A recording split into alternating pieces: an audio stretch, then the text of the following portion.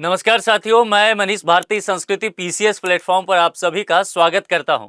साथियों, हम सब ने देखा इस बार की बिहार में कड़ाके की ठंड पड़ी है। बिहार के कुछ डिस्ट्रिक्ट में अगर टेम्परेचर की बात किया जाए इस बार सर्दी के मौसम में तो 4 डिग्री से नीचे गया। 4 डिग्री कहने का तात्पर्य है कि जितना जम्मू में ठंड रहा उतना ही बिहार के कुछ डिस्ट्रिक्ट में, खास करके भागलपुर के सबौर की अगर बात किया जाए, गया जी डिस्ट्रिक्ट की बात करें तो 4 डिग्री सेल्सियस तक टेम्परेचर चला गया था। तकरीबन ऐसा देखा गया कि बिहार के 20 डिस्ट्रिक्ट में जो टेम्परेचर है वह दहाई के आंकड़ा से नीचे गया, यानी कि 10 डिग्री सेल्सियस से नीचे था। ये तो ठंड की बात रही और लंबे समय तक शीतलहर इस बार बिहार में परेशान किया। लेकिन मामला केवल इतना तक नहीं है कि शीतलहर खत्म हो जाने के बाद लोगों की परेशानी खत्म होने वाली है। दरअसल दूसरी एक बात कही जा रही है और वह कहा जा रहा है कि इस बार बिहार में भीषण गर्मी पड़ने वाली है और इसको लेकर के कुछ आंकड़े भी जारी किए गए हैं। वैज्ञानिकों के द्वारा चेताया जा रहा है और अभी कहा जा रहा है कि अभी फागुन का महीना चल रहा है ना, और फागुन के महीना में ही गंगा नदी सूखने लगी है। क्योंकि हम सब जानते हैं कि बिहार के बीचों बीच से गंगा नदी होकर के गुजरती है। तकरीबन बिहार में 38 जिला है, 38 में से 12 जिला जो है वो गंगा नदी से टच करता है और यहाँ पर पानी जो है वो सूखना शुरू हो चुका है अभी ही। अब जरा सोचिए, अभी जून जुलाई का महीना है नहीं, फागुन के महीने में वसंत ऋतु में ये हालत है, तो आगे क्या होने वाला है। इसके अलावा जो कुछ और लक्षण देखे गए हैं उसमें कहा गया है कि जो जानवर हैं बिहार में, जो अभी पशु हैं, उनको प्यास बहुत अधिक लग रहा है। अब ये क्या संकेत होता है? दरअसल ऐसा माना जाता है, वैज्ञानिक ये फैक्ट है कि अगर जानवरों को प्यास अधिक लग रहा है तो गर्मी बहुत तेज होने वाला है। इसके अलावा जो जानवर हैं वो खाना कम कर देते हैं। जब भी भीषण गर्मी के चांसेस रहता है इस तरह की चीजें देखी जाती है और वही इस बार बिहार में देखने को मिल रहा है। इस वजह से ऐसा माना जा रहा है कि पिछले बार की तरह ही इस बार बिहार में पानी का भी अकाल पड़ सकता है, क्योंकि गंगा नदी अभी से सूखने लगी है और बिहार के तमाम नदियों में फिर सूखे की स्थिति होने वाली है। पिछले साल भी देखा गया था, बिहार के कई शहर जो है वो पानी के किल्लत से जूझ रहे थे। इस बार भी फिर ऐसी ही कुछ बातें की जा रही है। किस तरह से कवायद होने वाली है, क्या कुछ होने वाला है, टेम्परेचर कहां तक जाएगा। चूंकि पिछले साल की अगर बात करें तो यह टेम्परेचर जो है कई जगहों पर बिहार में वह 50 डिग्री सेल्सियस के आसपास था। बिहार के कई शहर, कई गांव जो हैं वो 45 डिग्री सेल्सियस से ऊपर लगातार महीनों महीने तक रहे, इसीलिए वहां पर हीट वेव चलने की बात की गई थी।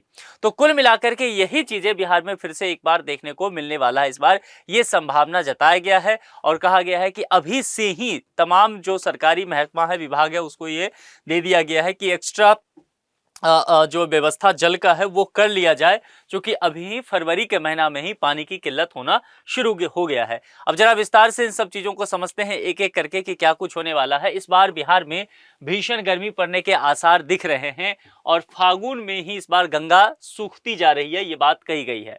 अमूमन बैसाख जेठ यानी कि जून जुलाई का महीना जो देखेंगे उस वक्त इस तरह का भीषण गर्मी होता है, गंगा सूखने लगती है। अभी तक ऐसा ही होता रहा, लेकिन इस वर्ष जो है अचानक से तब्दीली देखने को मिला है। शहरी क्षेत्र में तो बात किया जा रहा है कि गंगा नदी जो है शहर से काफी दूर निकलते जा रही है ना, क्योंकि हर बार ये आपको देखने को मिलेगा कि जैसे ही ठंड का समय जाता जाएगा गंगा नदी जो है शहरी क्षेत्र से बहुत दूर सिमट करके रह जाती है। इस बार अभी ही यह देखने को मिल रहा है। मवेशियों को अधिक प्यास लगने लगा है और भूख की कमी भी होने लगी है। तो जाहिर सी बात है, ये एक संकेत माना जाता है कि अगर पशुओं में ये लक्षण दिखने लग जाए तो मानिए कि आगामी समय में बहुत अधिक गर्मी पड़ने वाली है। वर्ष 2025 की फरवरी में बरारी स्थित इंटक वेल को पानी गंगा की धारा से जिस स्थल से मिलता था, इस फरवरी एक्स्ट्रा पाइप लगाकर उस स्थल से करीब 100 फीट आगे से मिल रहा है। जरा सोच लीजिए, तो कुल मिलाकर के पिछले साल की तुलना अगर फरवरी से किया जाए तो इस बार विकट स्थिति देखने को मिल रहा है और इंटकवेल आगामी दिनों की परेशानी को ध्यान में रख करके एक्स्ट्रा पाइप मंगाकर रखने की तैयारी में जुट गया है। तमाम विभाग को यह भी बता दिया गया है कि आने वाले समय में पानी का संकट हो सकता है। जरा सोचिए, बिहार एक ऐसा जगह रहा है जहां पर नदियों का जाल है। मैंने पहले ही कहा कि गंगा नदी जिसे बिहार की जीवनदायिनी कहा जाता है ना, और 38 में से 12 डिस्ट्रिक्ट होकर के गुजरती है गंगा नदी। इसके अलावा और भी नदियां, चाहे वो घाघरा हो, चाहे वो गंडक हो, बूढ़ी गंडक हो, चाहे वो आप देखेंगे कोसी हो, बलान हो, है ना, तमाम महानंदा ऐसी नदियां हैं, पुनपुन हो गया, सोन हो गया, दक्षिण की नदियां, ये फल्गु हो गया, ये तमाम नदियों से बिहार जो है वो भरा पड़ा है। इसके बावजूद भी अगर बिहार की इतनी समस्या हो रही है कि वाटर लेयर जो है वो बहुत नीचे जा रहा है, पानी नहीं आ रहा है, ट्यूबवेल से पानी आना बंद हो जाता है और ये अभी दिखने को मिल गया है कुछ जगहों पर, तो आने वाले समय में क्या हो सकता है। क्योंकि पिछले साल की अगर आप देखेंगे, पिछले साल अगर जो बिहार का उत्तरी मैदान है, उत्तरी मैदान में जो नेपाल से आने वाली नदियां, चूंकि बिहार के उत्तरी मैदान में देखेंगे बहुत सारी ऐसी नदियां हैं जो सदाबहार नदी रही है। अब यहां पर समझिए, जैसे कि ये ट्यूबवेल है, ट्यूबवेल की अगर यहां पर बात करेंगे तो पिछले साल ऐसा देखा गया था कि बिहार में मोर देन 60% ट्यूबवेल से पानी आना या तो बेहद कम हो गया था या फिर नहीं ही आ रहा था। लोगों को बहुत मुश्किल हो रहा था पानी पीने में। और ये बिहार की हालत है, उत्तरी बिहार की जब मैं बात कर रहा हूँ, बिहार के उत्तर के हिस्सा में देखेंगे बहुत सारी सदाबहार नदियां, यानी कि सालों भर पानी है, लेकिन इसके बावजूद भी ये कंडीशन देखने को मिल रहा है। तो कुल मिलाकर के अब जरा सोच लिए इस बार किस तरह की स्थिति यहाँ पर हो सकता है।